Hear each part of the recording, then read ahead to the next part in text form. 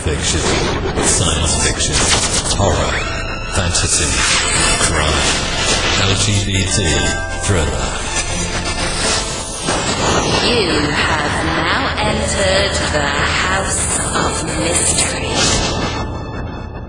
Welcome back into the House of Mystery. I'm Al Warren. We've got Mr. Joe Goldberg in the house. I'm in the house because it's snowing and cold and windy outside the house. Yeah. It was 60 degrees yesterday, and it's 28 and 50 mile an hour winds today, and I've got to blame somebody. I think I'll blame Canada. Yeah, it always comes from Canada. All of our weather comes from Canada. Everything bad comes from Canada. Nothing good comes out of there. You're right. That's what I'm told. Well, you burnt down our capital, so you win. Yeah, we should do it again pretty soon. Yeah, no comment. Well, speaking of burning, we got a hot evil filmmaker. The new miniseries, so the 8-part series. It's streaming on Prime right now. You can also buy it on Blu-ray and regular DVD. The John Wayne Gacy Murders, Life and Death in Chicago. So, John Borowski, thank you for being here. Thank you for having me. It's same here. Cold day, snowing outside. So. Yeah, you're downtown. Yeah.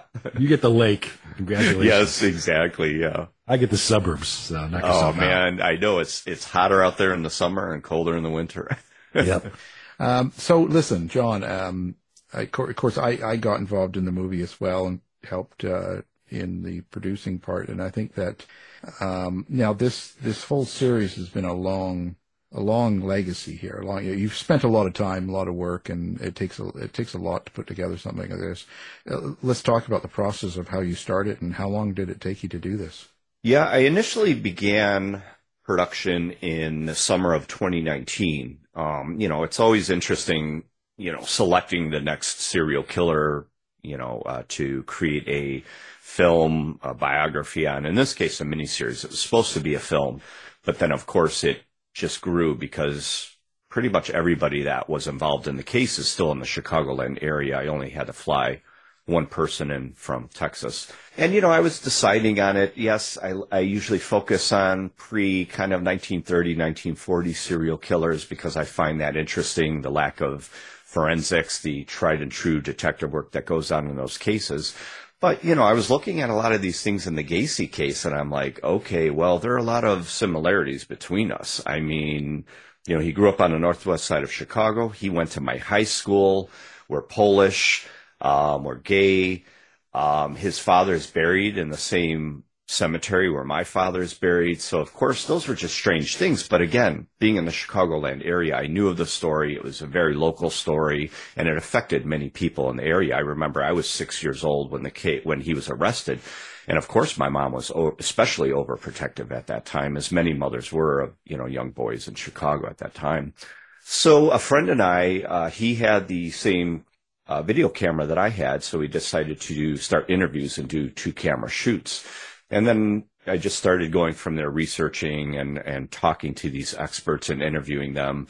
I wanted to make sure, attempted to have everybody involved in the case that I could. Obviously, there are hundreds and hundreds of people, but had to just kind of, go with who I could reach and who I could get in touch with. And I wound up interviewing people from every aspect of his life, pretty much from his birth till now, and covering a lot of those conspiracy theories.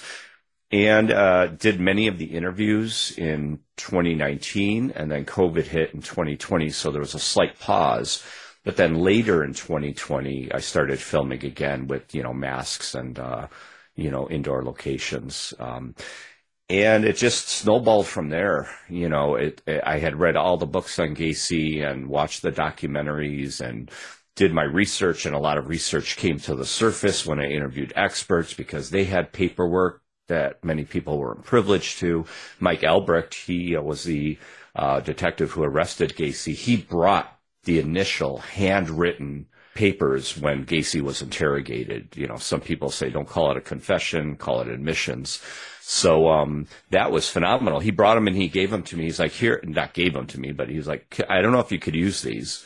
And so I took them home and scanned them and researched those and transcribed them. And, being a Chicagoan and local, many things did come to me while making the production, which, might not have been available to Hollywood. And that's why I feel I've discovered so many more new aspects of the case that not many people have realized. Is that kind of one of the hardest things to get through?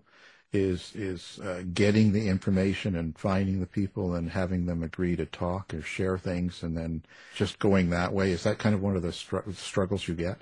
Yes, definitely. And, I don't want to reach out to, any of the victims' families, because I understand what they're going through. And, I did interview Eugenia Godzik because a connection of mine, did get in touch with her. So that is difficult. I set up many interviews, and, Leroy Stevens was one of his attorneys that was at Amarante's office when Gacy confessed. And I thought it would be great to have him on camera. The first time I talked to him, he was like, he wasn't sure. I called him. He agreed to do it. But then dozens of phone calls later, okay, I'll call you back. Yes, let's schedule. Okay. So he dropped out pretty much. I'm not going to chase someone down. So that was the difficult part, trying to find these people and to see what, amount of participation they were willing to, give me in the information. But like I said, luckily, many people, allowed me access to information that only they or law enforcement community may be privy to. So, that's why everything I portray in the miniseries, I can back up with the truth. Well, John, let's go with that. I watched this with my wife, and her number one comment was, when we were all done, is, I didn't know he was so creepy, in the whole sort of context of how creepy he was. So what new aspects did you comment? You talked about all the stuff that's been written about him. What new did you felt like you found and put in your documentary? Well, the biggest thing was that there was no smell in the house. That was the biggest thing. And in over 40 years, people have believed that lie until Larry Finder basically said on camera that they made it up to get the second search warrant. I don't remember Hollywood ever talking about that. I don't remember any book mentioning that. So again, I wanted to portray the real deal. And that's one of the biggest things that, I really discovered. There are many more in the miniseries. That's the first one that comes up off the top of my head. That's got to be a tough thing, but how the whole scenario, because the police were really under fire there too, because weren't a lot of them friends with Gacy? Didn't they kind of come in and have coffee and hang out with him? Yes and no, not really. I mean, he wasn't like Ed Kemper, he wasn't around the police. I mean, I think when he worked at Bruno's, when he first came back to Chicago, he did ingratiate himself with, Blackhawks players and police officers and everything. But at the end, when he was being tailed, that was by the Des Plaines Police Department. So he didn't know any of them. That was totally related. He didn't have, any of those people in his back pocket. So yeah, he would go everywhere with these cops. He would tell them where he's going. They'd go into a bar with him, drink with him, eat with him. He'd buy them food.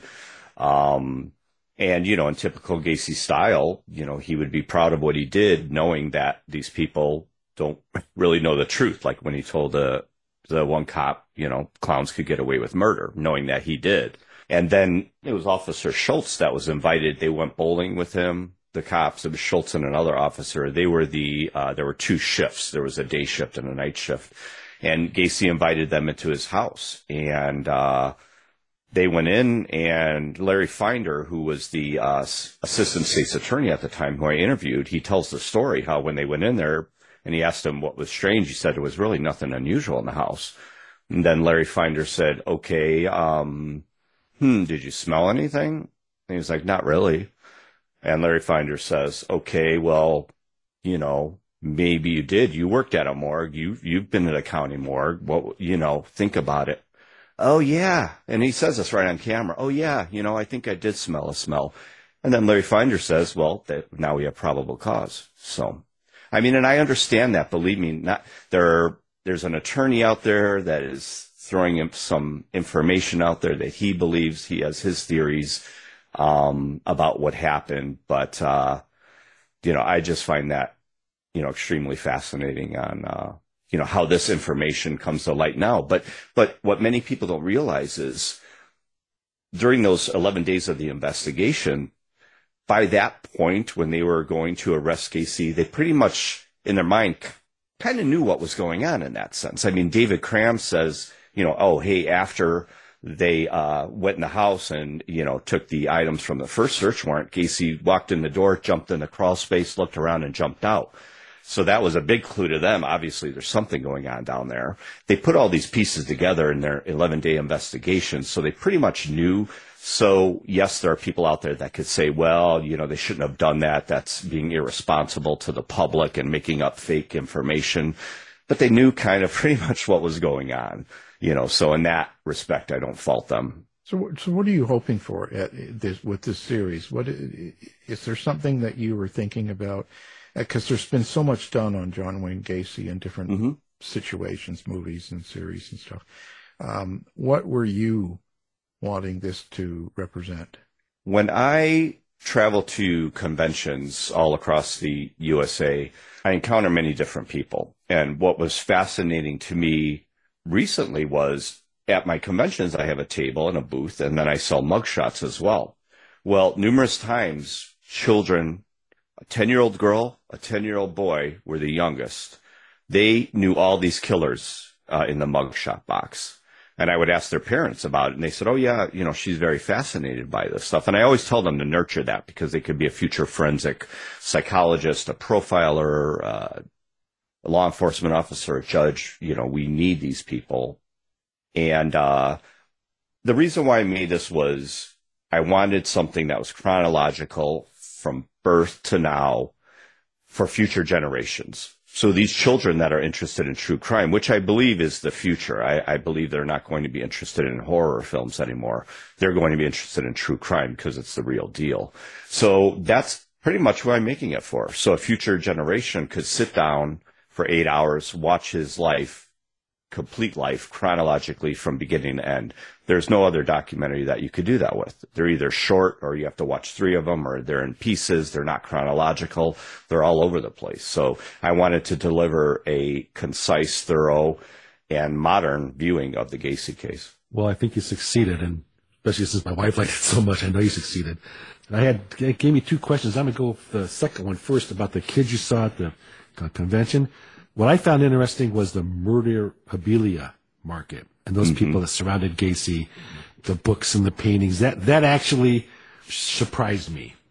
And you think about it, but nowadays people can't make profits off their crimes things. But I mean, there's a whole industry around the murder industry and specifically around Gacy. And I was wondering why? How were you able to capture that? Oh, and there still is. I mean, Gacy paintings are still being sold for anywhere from $2,500 to $10,000 and up. I mean, that's still a big market. Do you own one? Did you buy one? No. The only thing I would possibly like is a pogo, just to have a pogo. Yeah. But with me, I'm not really into collecting. I've written BTK. I've written Keith Jesperson, also the Starved Rock Killer. Just some people. But, me, it's more about psychology, and I collect those books on true crime, but I'm not really a collector of murderabilia. But I do know many people who were interviewed in my movie and my show, Serial Killer Culture. And Gacy was truly the first serial killer celebrity. Yes, there were some before him that were well known, but how many had a business out of their jail cell, selling paintings, writing books, writing letters, corresponding, being sent money? Having his own call line so people could call in. And, again, not many of these documentaries focus on that aspect. So what I did was basically, these other documentaries were just showing the point of the needle, whereas I wanted to show as much information as I can. They may mention he was painting paintings, but they don't go into the detail of, how it was happening in the prison and when people would come to visit him and the firsthand experience of, Macabre, the heavy metal band, or Karen Conti, I mean, these people love that stuff. I mean, that threw me. That was it. For me, that was creepy. There's what are they? Heavy metal band that uses murderers as their music motif, and they're fans of Gacy. But when you talk to them, they're just guys with beards. It was really weird. Yeah, they, and again, a lot of these collectors are just regular people and they're into that. It's just like collecting sports cards. That's just what they're interested in. They have families, they, normal lives. And it's just something that, hey, I could talk about this and that I'm interested in. But yeah, there are many others out there. And at that time, everyone, not everyone, but so many people. I mean, Oprah and Truman Capote and, the bands, Gigi Allen, so many of them. Because here's for the first time in history in that sense, you could go and buy a painting and talk to a killer, sit right across from them.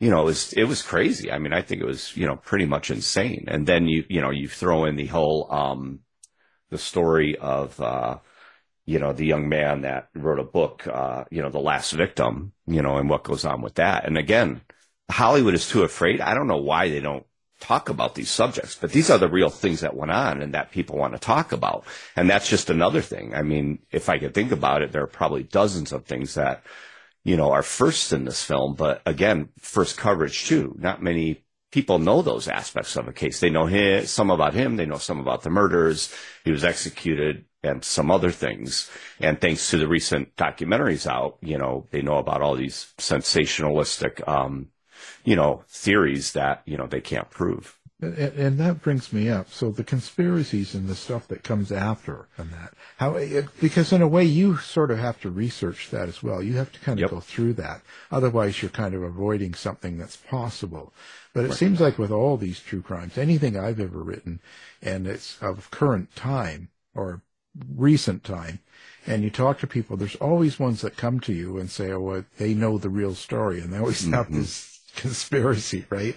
But you can't not at least entertain it to find out if there's any truth to it. So how weird do the conspiracies get, and how much of your time has to go to that? Well, I was focusing more on the historical aspect of the case, but you're right, I couldn't leave out these conspiracy theories, so I saved those for the last episode 8. And again, everything in my miniseries is based on my studying of serial killers over the last 30 years, studying Gacy himself, and the interviewees backing me up or giving me information that, isn't in the miniseries. There's a lot of interviews that I haven't, not a lot of interviews, but a lot of footage of interviews that I haven't included in the miniseries. So I have all that behind me in a sense. And I just think it's a disservice when, some of these other channels will show a 2 to 3 hour program on conspiracy theories and nothing is proven. So to me, I feel like you've just wasted the viewer's time. I understand it's fun. These conspiracy theories are interesting. And we most likely will never know the truths unless David Cram does give a Mike Rossi gives a deathbed confession. We may never know. But again, I based my theories on all of that knowledge that I have and what I've learned from the interviewees. Am I right? Who knows? I mean, nobody knows. But a lot of those, it's like Jason Moran. He's the commander on the case who's still identifying the unidentified bodies in the Gacy case because it's still an open case. And he said, why do people always want more? Why do they want more bodies? Why do they want more? He's like, aren't 33 deaths and murders enough? But people always want more, especially with a case like this. Oh, were there more bodies? Well, no.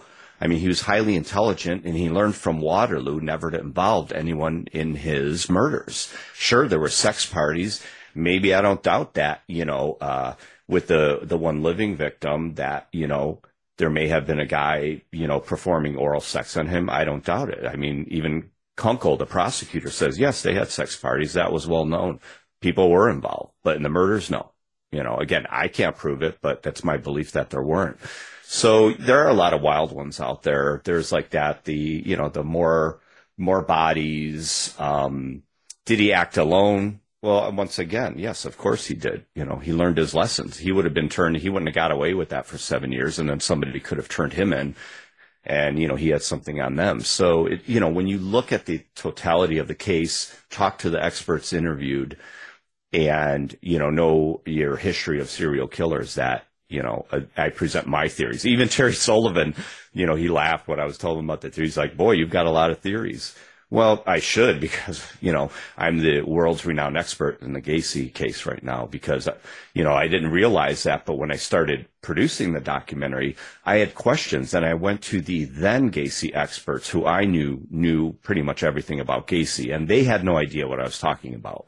So that told me, okay, well, now I pretty much, know all these inside things through other people. Like, I did talk to Gacy's sister, Karen, and, she's writing she passed away, but she was writing a book. And then, it turns out that she did have his autobiography, which I was searching a long time for, because I'd read in the New Yorker magazine, and I contacted, I believe it was David Wilkinson, who wrote that article, and he tried to find it. He went to his storage, and he even told me he couldn't find the autobiography. So, yeah, it's a huge case, and, there was just so much involved, over the 5 years, and, trying to find, again, what is the ultimate truth we may never know, but through my researches, I wanted to make sure I could talk definitively about the case. John, there's a lot of questions in there, and I have three more of them. I'm going to go to Waterloo first, since that's where I'm from. That was, like I said, I was in high school when this came out. Obviously, he was there in the 60s. I actually had a friend in high school who said, "Oh yeah, he lived on our block. He made babysat for us." So those sort of creepy things. Mm-hmm. But what did Waterloo? Why was that important to him? What were the lessons that? Waterloo's 70,000 people. It's like it's a small place, but why Waterloo? Well, he chose Waterloo because his wife Marlin, her father, owned a chain of Kentucky Fried Chicken restaurants. So this was a potential job for him, and he became manager of several Kentucky Fried Chicken restaurants out there. So that was the gist of it. Move closer to her father, have a decent, stable job for him. And, eventually, they had 2 children, and they could raise their children there, and that was the beginnings of it, the impetus of it. But that whole, living in Waterloo was Gacy's training ground for everything he was going to get into for the rest of his life. How to con, how to manipulate people, especially young males. He ran a prostitution and gambling ring out of one of the motels that he managed. There are stories that, Dave Dutton says it's true that one of the young boys he brought to a party, he chained to the bed while he was having sex with his wife. They were swingers. They had participated in all of these things. They were in good with the police because he would either give them buckets of fried chicken. So, and obviously they knew his secrets with the prostitution ring. He would set them up with women. Then the JCs were involved. And, when the case broke, of course, everybody went quiet on it. But that was it. And that's where he was convicted of sodomy. And that is where a lot of people don't realize this either. Another unknown. Gacy wasn't a necrophiliac. His intention wasn't to kill these young men and have sex with them, their dead bodies. But he did have sex with their bodies after they were dead. He was always interested in death. And even in Waterloo, for the first time, one of the victims states in the newspaper that he said, "Why don't you play dead, act dead?" And that's what Gacy wanted, a dead victim to manipulate and, to have possession over. And, we find out more about that at his time in the nursing home and later when he was keeping these bodies in his closet or under his bed when he would have more sex with them before he threw them in the crawl space. But yeah, Waterloo is very, very important in his history. And then, of course, he goes to, Anamosa Penitentiary there, and he's learned even more there how to, con people, because he basically conned the whole prison system. And I think he was a nice guy. He brought a golf course from miles away, and that golf course is still at the prison to this day. He did a Toys for Tots program. He cooked. He was a chef. He sang in the choir. Man, everyone loved him, and that's where he learned and knew that, wow, you know what? I could get away with this in Waterloo in prison. Just wait what I could do in Chicago. And he did. He conned the entire city of Chicago. That was his power. And for the sake of full disclosure, between where I lived and where he lived, there was a Kentucky Fried Chicken franchise. I know exactly. I can see it with the bowl, and it's just like 3 blocks his direction and 3 blocks my direction. So now I'm creeping out. Who didn't like Kentucky Fried Chicken when you were a 7, 8, 9-year-old kid? Yeah, exactly. So now let's go to the end. You talked about the last episode, and I looked at my wife and go, okay, he's dead. And I was, what did he say in episode 8? Mm-hmm. But it was fascinating because that's when you brought up not just the conspiracy part, but more of the memorabilia, finding the paint kit. I had no idea that there was that gentleman who the case is wide open, and how important that is to people right now. So that was, I don't know if the necessary questions, but I think maybe you can speak to the idea that, you know, this thing lives, and there's more stories to be told, or things are being found all the time. Yeah, I mean, new information is coming out. Plus, you know, Gacy's character as Pogo, you know, is kind of separate from him now. It's more of a character. Yes, it is him playing Pogo, but Pogo the Clown has become this pop culture icon. I mean, it's been on album covers. Artists still do works on it, paintings on Pogo. There's a mask maker, Rick Fisher of Sick Rick's Mask. Yeah, he's interviewed in it. He does a line of serial killer masks because that Gacy sold so well. So he's like, okay, I'm going to keep doing these, you know. And then there's I also approached the connection, was Pennywise the Clown inspired by Gacy?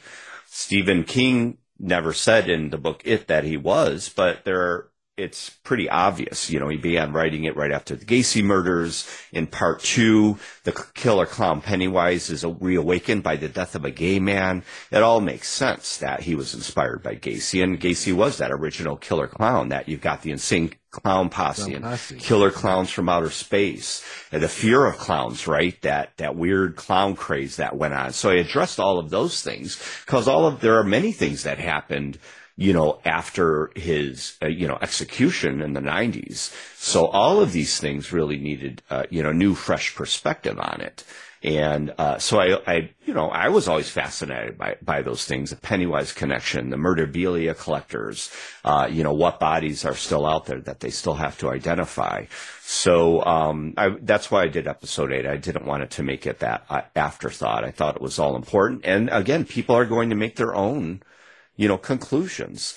I mean, people still believe that there are some bodies he buried on the property of the apartment building where his mother was at. Who knows? Maybe, maybe not. Again, people always want more, but I don't think so. Because again, I mean, why would he do that there, knowing that his mother's living there, knowing that would be probably one of the first places they would look. So again, and you've seen it. That's how I presented it in the miniseries. So when you talk about John Wayne Gacy, what do you think the biggest misconception is about him? Like, who was he, and who was he really, I should say, as compared to what people think? Well, surprisingly, when you hear serial killer, even my sister had said this, man, he was probably a scary, mean guy, or you think they're like a Dahmer type. They're an introvert. They don't talk to many people. Gacy's big thing was he was in the public eye. He was everywhere. And he would even make jokes like, oh yeah, I've got to get a case of beer from the trunk of my car. I'll move the 2 bodies in my trunk. And everyone would laugh because that was his character. He would joke about everything. So even though when he knew he might have been talking about something he actually did, he knew he was getting one over on the majority of the people. And that's pretty much, he had this huge ego, and that's how he wanted to live it up. He wanted to do whatever he wanted to do without any recourse and do it in front of everybody. And pleasuring in the fact that he knew when he had guests over that there were bodies in the crawl space. There was that big misconception about the body under the barbecue pit in the backyard. I mean, the bodies were, out there. It just wasn't under the barbecue pit. So that's really what his character was. Everyone loved him. He was extremely outgoing. He was involved in many things in Chicago and the suburbs since he was a contractor. He knew a lot of people. What I found interesting was Lillian Grexa, the next door neighbor, who knew him for all those years and also knew about all the murders. She said she thought, he was a genius, and again, this woman knew what he did. It's just fascinating that one man could fool so many people. And I think so many people also want more bodies and want these things because, especially in Chicago, they cannot believe that one man did all these things and conned the entire city of Chicago. But that's what his whole point was. A clown can get away with murder, and he was a clown that got away with murder. And I just find that aspect very, very interesting. And, not a typical, like I said, introverted serial killer. Here was somebody that was just out in the public eye, and knowing that when he performed as a clown, he would be murdering young boys. And I think to him inside, that's what he got off on. Right. And you have a lot of the, aspects of the parents, right? The father, and how the father was rough and the mother and Yes. stuff like that. Do you think he knew he was gay right from the get-go and kind of thought it, or was it just something? Because in quite a few of remember the Amirani tapes, he would say things like, I'm not a fruit picker. Right. Right. He didn't want to be known that way. Right. He didn't, at best, he would say, well, I'm bisexual. Right. Right. And that was the time period too, growing up in the 50s. Imagine that. I mean, the worst time in the world's U.S. history probably to be gay, other than maybe more recently. Yeah. But, back then, I mean, you were hearing it from your church, from your friends, from your school, from your parents. And of course he hated himself, especially from your father. And then he befriends a young man in the neighborhood, Barry Bichelli, who was feminine. And that didn't help the case, because of course that just adds to the father's, hatred of homosexuals, and saying you're going to be a fruit picker just like him. So as Gacy evolved, he knew that in society's view, it wasn't a good thing to be gay. So he internalized that, and that's what led to his self-hatred and eventually the killing of these young boys who he probably wished he was, or he probably wished he could have had sexual relations when he was younger with a young man of his age. So yeah, he would always say that. He would say, no, I'm not interested in gays and I'm bisexual. That's the furthest he went, to admit to being gay. But I think he felt it early. He even admitted that when he was younger, he was at a swimming pool and he remembered being obsessed with, one of the boys' fathers. That was probably between like 6 or 8 and 10 years old. You could really see it early and how he internalized that. And I think that internalization just kept growing. And I think that was a big contributor to, him becoming that serial killer. Obviously there's nature versus nurture, but when you look at what his mother and father both did to him when he was a child, not many people know how much his mother did to him, but the mollycoddling, putting, giving him medication that she wasn't supposed to, pretending like he had this, heart issue or all these ailments, which he didn't. And of course that made him isolated and, away from the other children. So these things weren't good for him either. So, again, I fully believe, I'm studying these serial killers, that they're created in their formative years, when they're younger. And, I think it all goes back to that for Gacy. Do you think he ever had a love interest, like a real partner of any type, any male, female, the whole time? Because it didn't seem like he was ever really involved emotionally with anybody. No, you're right. He wasn't. Not at all. I mean, he cried when he was reading a letter that he was writing to his mother. So, I mean, I do believe that he cared for his family, even his father who beat him. He still loved him. So I do believe that. But no, everyone else, like many of these serial killers, like H.H. Holmes and many of the others, these people are all pawns. They're just objects to get what they want. Obviously, his wives, especially his second wife, were covers for, his deeds and being gay. And that still goes on nowadays, as we know, I'm not saying anything about Trudeau, but, these things happen. They're still straight men that pretend, gay men that pretend they're straight. But, and he didn't, not that I know of. He never said anything about having a fondness for any male or female other than his mother and sister and father. Where do you think if he was alive today, if he wasn't executed, if he was put away for life or something like that, do you think he would have followers and be popular and have people that are, try to see him and stuff like that? Oh, yes. Oh, 100%. I mean, I know a girl that she writes to numerous killers. It was funny. She writes to Henley, who's in prison, Wayne Henley. And one time she was on the phone, we were at a convention, she handed me the phone. I'm like, who is this? She's like, it's Wayne. I'm like, Elmer Wayne Henley? So I'm like, hi, I talked to him for a couple minutes. And I said, Gacy says that you were the inspiration for him for the murders and how you did it with the torture board and the plastic bags and the lime. And then Elmer Wayne Henley says, well, he's got to blame somebody.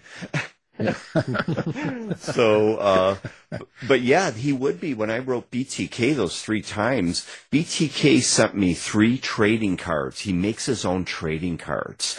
And on the back is like your name with like your astrological symbol, and he signs it and puts a date. And on the other side is a picture of him as the code enforcement officer or him in the red jumpsuit. He has his own trading cards. These people have followers. This girl that connected me with him, she writes him, calls him every day. But, you can't trust these serial killers. I mean, they're just manipulating you. Jesperson did that to me for a year, saying, oh, I want you to make a film. And then in the end, he ditched me. And it's like, well, I was manipulated too. But yeah, today, there are people that are writing these killers. They get fingernails, hair, they get all this stuff from these killers. And the killers want money, of course, or, they say it's for postage and art, but, I never sent them any money, but it's still very popular today. I still know many people that are involved in writing to these serial killers, calling them, talking to them, visiting them. John, how do you spend 5 years plus looking at Gacy and the other guys to find yourself going absolutely nuts? Man, I'm telling you, there are 2 4-letter words that I don't want to hear that much. Pogo and Gacy. Yeah. Pogo Gacy. Woo. It was tough. I always tell people that, to take a break. I play with my cats. I'll play, watch Disney movies, play some video games, because it's not just his story. And I've never done this before, but I vomited when I was editing the crawl space sequence. It just got to me. I could watch brain surgeries, movies with decapitations, all of that stuff. But this got to me because it was real. And I'm looking in these guys in the dirt, and I could just imagine kind of how it smelled, and it was just disgusting. And so it did affect me at that point, and I definitely had to take a break. But, it was just making it, was very difficult because there were some people who started to want to play nice, but then they didn't. I had one of the sheriff's officers who wanted to take credit for something that he didn't do all these years later. And so, going through all those minefields were very difficult as well. And then within the true crime community, you have people who are, there's an animosity out there. There are people who are jealous and envious. So I had to deal with a lot of that. There's one collector in specific that, hates me, and it's like, why? I'm just making a documentary. And it was very difficult because of course there was COVID, and I had to move numerous times. So for me, I associate a lot of that turmoil, of course, with the Gacy project. But, now that it's done, I look back and I'm very proud because, for me, one person to put together this 8-hour miniseries with all these thousands of clips and interviews and archival footage and location footage that, it was a big feat. Oh, and you had Dr. Morrison, Helen Morrison, remember? And she had, yes. She actually had his brain, didn't she? And she studied it? Yes. Yeah. She had his brain because the family willed his brain to her to study him. And, it was a dead brain, number one, but she didn't find anything abnormal on it. There was some controversy about that brain afterwards as well. And, the thing is that I know so much about the behind the scenes stuff that I can't really talk too much about. All of that is fascinating in itself. I know what's going on now, obviously. His sister's passed away, Karen. So, she was the last sibling to be alive. And now there's legal issues with, all of his works and his paintings and everything. So, I had to go through a lot of that stuff too. And then, of course, I had legal experts watch the entire miniseries to make sure, I could, put on camera because anyone could sue you for anything nowadays. But, fair use can only go so far. So that's why I made sure, like, for instance, legally, I could not show a Gacy painting without talking about it and what it stood for or what it was about. So I had to re-edit some of, the sequences for that. Like I wanted to include the skull clown, but I had to write a little narrative piece about what it kind of stood for. So it's very interesting legally too, what you can do and what not. And even though, yes, it's a documentary and it's public, but believe me, any of these, so many people are making money off Gacy now. So many people, especially these stock footage houses and stock photos, they charge you $600 to $800. Well, some charge I think it was CBS who did the interview with Gacy and Walter Jacobson in the 90s. For 2 minutes of footage, they wanted to charge me $91,000. Is that why you didn't use any? I noticed there wasn't any Jacobson video. Of course not. No, because of them. Because it's like, now I know why. Yeah, it's ridiculous. And they know they're doing that because they know you can only get it from them. But what's the purpose of it? I have no idea. And it's ridiculous. I should be able to use that actual, wasn't it news footage? But no, they owe money. So again, there are so many places profiting off Gacy now. That's crazy. That's crazy. Yeah. Now the brain was destroyed, right? Did you guys have it for lunch or? It looked like eggs. No, it wasn't destroyed. Check, please. Thank you very much. Yeah. No, his brain was not destroyed, and it is still. I don't know exactly who has it now, but I know where it wound up at, and it is still there. It's still around. Why? Zach Baggins wanted it. Well, of course he did, and then you have a ghost show about it. But but why? Like, what is the point? Because it was a dead brain, like you said, and Morrison never found anything. So what do they want it for? To charge people to see it? Exactly. It's these exploitationists who are out there now. They want to make a little museum, or they want to go on tour with it, with their Gacy paintings. And now we got the Gacy brain. Ooh. And it's a reality. It's sad. It's sad. It's sad. You guys live in a sad, sad world. Yeah, because I don't understand the fascination. Like, I understand getting the story and doing the show, documentary right. and stuff. Yeah, I understand all that, but to get into collector cards and start getting into all these and the brain and touring and all this stuff and going and spending money to see this stuff, it's like they were a screwed up person. They did bad things. Yep. You know what I mean? It's not really worth celebrating. I'm confused. I agree. I don't, again, I understand it from some of their perspectives, if they're like, especially people that want to write them and collect letters, and that might be personal. They may never share those with anyone, and that's what they do. But, a lot of it is, again, I've gotten to know many of these people throughout making these, films on serial killers, and, it's definitely different. It's definitely interesting, and, it's a business. I don't know how much they make seriously, and maybe it's more for the, cachet to say, hey, ooh, look, I'm selling Gacy paintings. Ooh, wow, Yeah, gives some meaning, but yeah, it's crazy because, I've interviewed killers too, right? And ones that they're in prison and they're remarried now and they've got followers now. He'd probably have a boyfriend now. Yeah. Yeah. I wouldn't doubt it. And, and again, look at the time periods. If he grew up, closer to now, I think it would have obviously been a different story. We have, gay clubs here for, leather and bears, the Jackhammer and the leather bar next door to Touche. So I think, he would have found, his type of people now, but it's just a shame that, he grew up in that time period and internalized all that, his own homosexuality. Yeah, he could have found the jackhammer. I think Joe works as a doorman there.